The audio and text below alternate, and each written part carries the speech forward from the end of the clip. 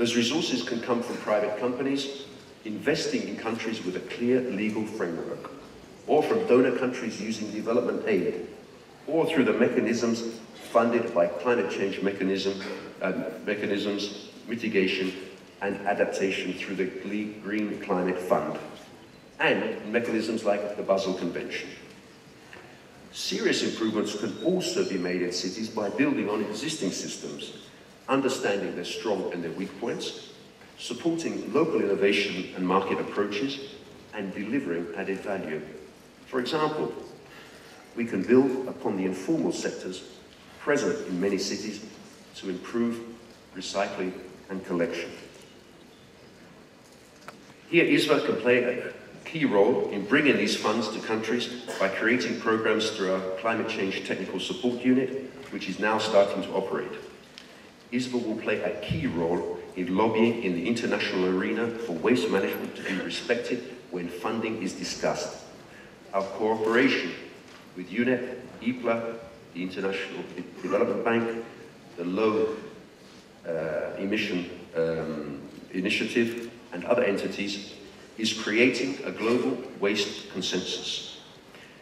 I ask you, and I ask myself, and sometimes under the shower or just when I'm going to sleep at night, why is it that we can build roads and bridges, tunnels and railways, airports, huge government offices, buy sophisticated weapons systems, but when somebody asks for money to manage their waste, suddenly there's no money?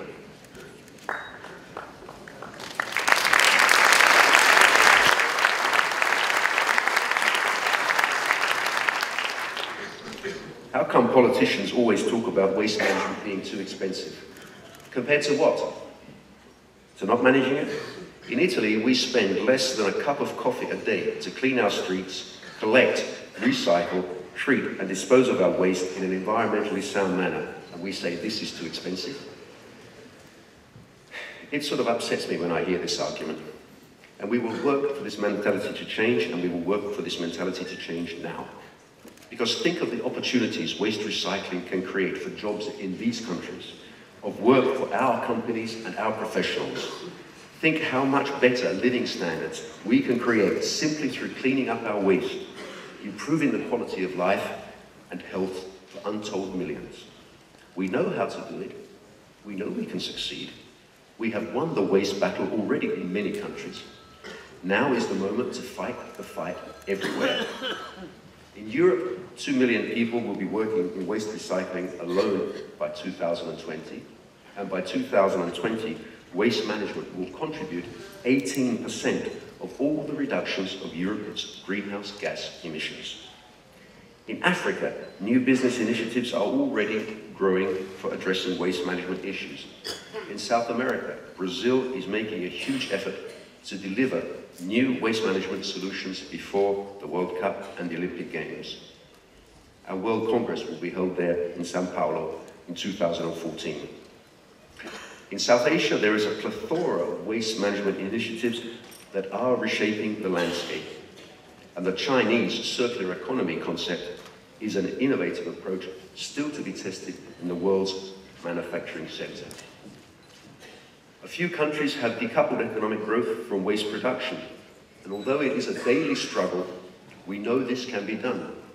Belgium is an excellent example, where our 2015 World Congress will be held. And we dream of zero waste, with some small, local experiences to look at as examples of what the future may hold, as speakers will show us in the next few days. ISWA, ladies and gentlemen, is here to unite all these streams into a unique effort that not only asks for change, but works to make it happen. This is our mission, and this is the work plan over the next years of my presidency. Let's make waste work for a greener planet, but let's do it together, because only together can we face this challenge and overcome it. It requires a united effort.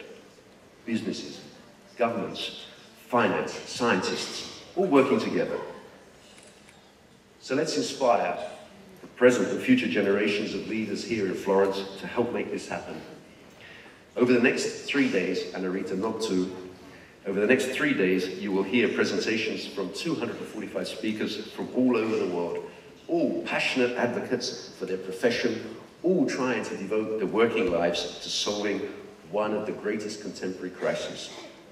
Enjoy the Congress, ladies and gentlemen, enjoy Florence, and enjoy your time together in friendship and harmony.